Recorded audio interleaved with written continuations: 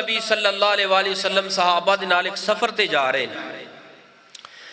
नबी पाक सल्लल्लाहु अलैहि वसल्लम ने रस्ते दे अंदर सफर दे अंदर वेखिया एक जानवर दा, एक बकरी दा छोटा जिहा बच्चा जेड़ा वक्त तो पहले दुनिया ते आ गया सी, मुद्दत करन पूरी करन तो पहले दुनिया ते आ गया सी, वो मरिया पिया, रूड़ी ते पिया, कूड़े ते कचरे अंदर पिया।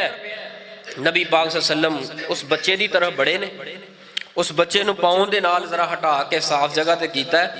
आपने फरमाया मेरे सहाबा केड़ा है जड़ा एक दिरहम दे बदले अंदर इस बच्चे नूं खरीद लवे। सहाबा इकराम ना मुस्कुराए, शायद नबी अलैहिस्सलातु वस्सलाम सानू मुस्कुराना चाहते ने।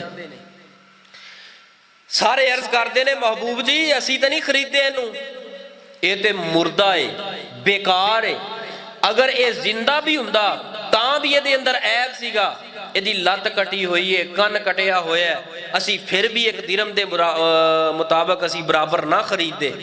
आपने फरमाया मुफ्त ही ले लो। फरमाया नहीं मुफ्त भी नहीं लेना। अच्छा एक बकरी दा बच्चा तुसा मुफ्त लैन वास्ते भी तैयार नहीं। ऐ मेरे सहाबा जिन्नी कि इस बकरी दे बच्चे दे बारे तुहाडी सोच दे अंदर ये बात है ना, जिन्नी हैसियत इस बकरी दे बच्चे दी तुहाडे दिल और तुहाडे ज़हन अंदर है, इहदे नालों कई गुना कम ए दुनिया दी जड़ी बात है, दुनिया दी हैसियत है अल्लाह दे हाँ इतनी कमजोर हैसियत है। दुनिया की चीज है, दुनिया ते रब